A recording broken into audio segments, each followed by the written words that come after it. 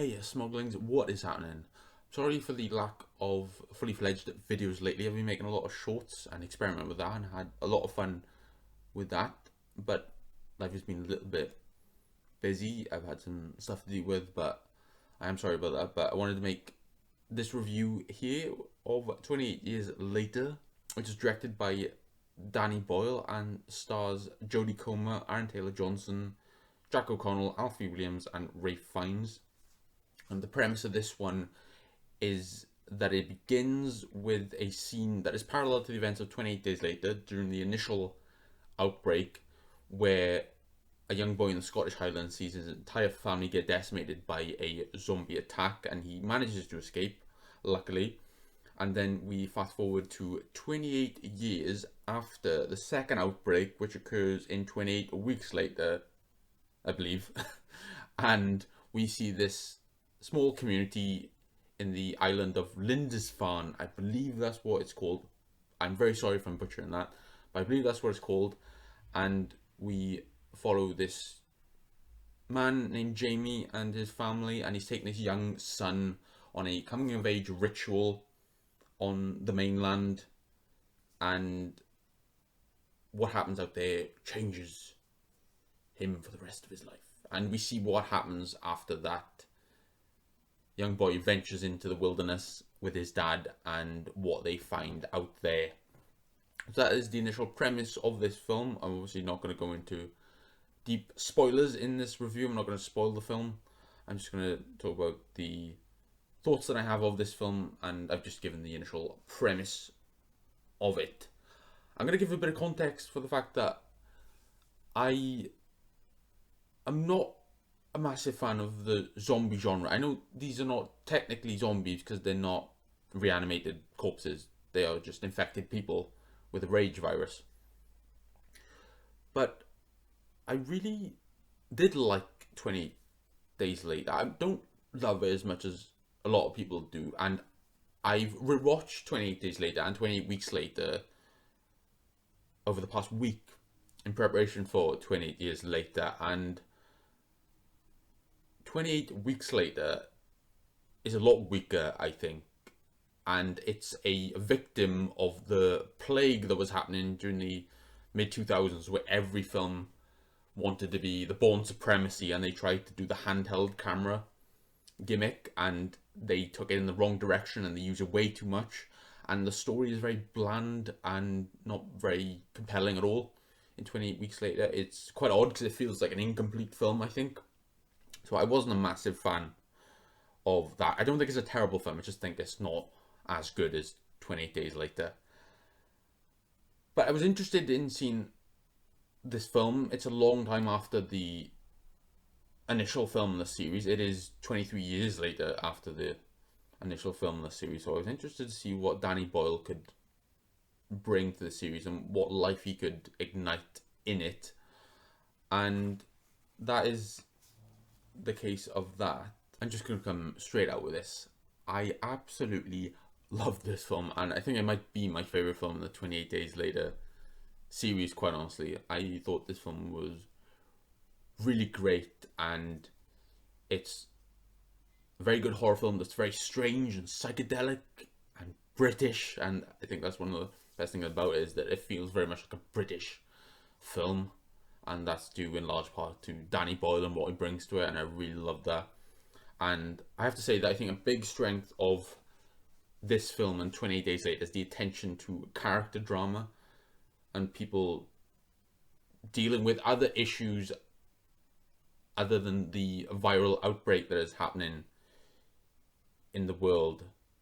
And I think that is really great to see, and it's shared with a lot of other pieces of post-apocalyptic fiction that I really love, such as Cormac McCarthy's The Road and The Last of Us video game series. And it's really interesting because it makes a point that illness, drama, and purpose don't cease with the outbreak of a virus. And I really loved that it showed that. And I have to say that the performances are outstanding, and I've really got to give a big round of applause to Alfie Williams, who I've not seen anything before, great child actor in this, absolutely amazing. I really thought he stole the show in a lot of scenes, and Aaron Taylor Johnson, Jodie Comer are really great. And I almost don't want to speak about too many other members of the cast because I feel like it would spoil it a little bit, so I don't really want to discuss that. But everyone gives really amazing performances in this film, and I think they should all be applauded. And I have to say that they made a bold choice in this film to use Geordie accents, and I love it. I think it's really cool that they did that. It's very unique. You don't hear a lot of big films with people from Newcastle as the main cast members, and I think that's really cool. I know that the cast members themselves are not from Newcastle, but the characters have the Geordie accent. I think that's a really cool choice that they made there, and I really applaud them for the implementation of that, quite honestly. Danny Boyle is a really interesting director, and I think I've liked or loved a lot of his films that he's done, quite honestly. I think he's got a really good track record when I'm looking back on it. He's not someone that immediately pops in my mind as one of my favourite directors, but when I look back on his filmography, I think that is a damn good filmography that I really enjoyed watching, quite honestly. And I'm thinking most of the time of films such as Trainspotting, Shallow Grave, and Sunshine, I think are some of the greatest films that he's done.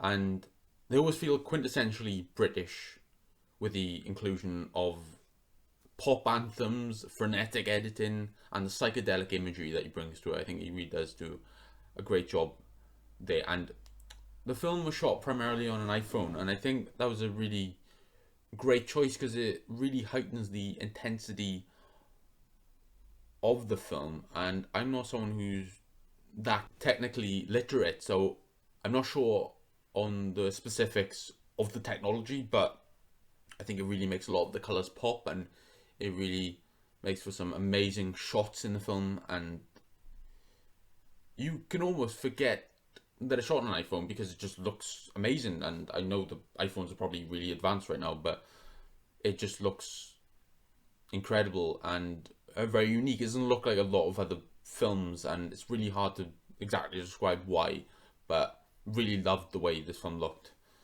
quite honestly. And the effects and the camera work are flawless. I think they are absolutely fantastic in this film. And I really think the narrative is really interesting, and it's not the film that you'd expect it to be when you first go into it.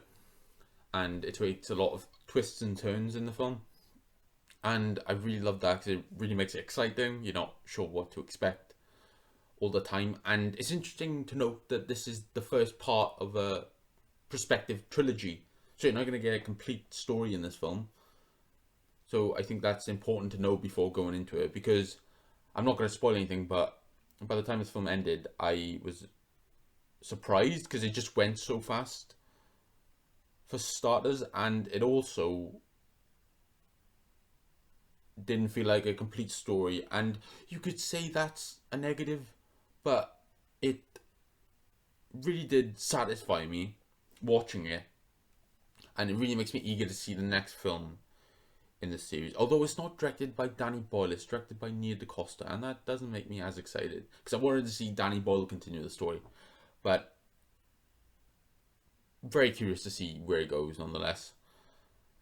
And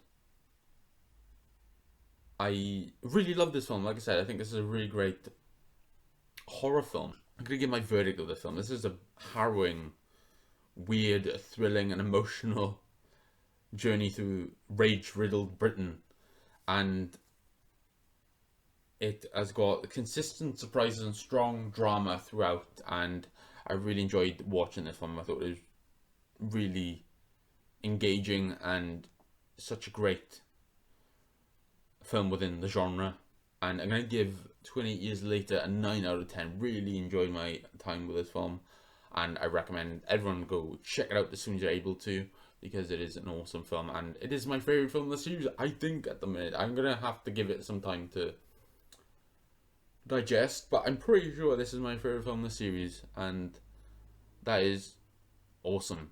It's great to see a third film in a series get that accolade from Smokey. It's not a big accolade, it's from Smokey, but still, I'm really happy that I really enjoyed this film a lot. So, what did you think of the film? If you've seen it, Smauglings, I really appreciate you for watching this review. I'm hoping to do a lot more in terms of the reviews again, and I always appreciate your patience, Smauglings. I love chatting with you and talking to you, and I love the fact that you support me and you're watching this, so I really appreciate your Smauglings. You guys take care, and I will see you soon.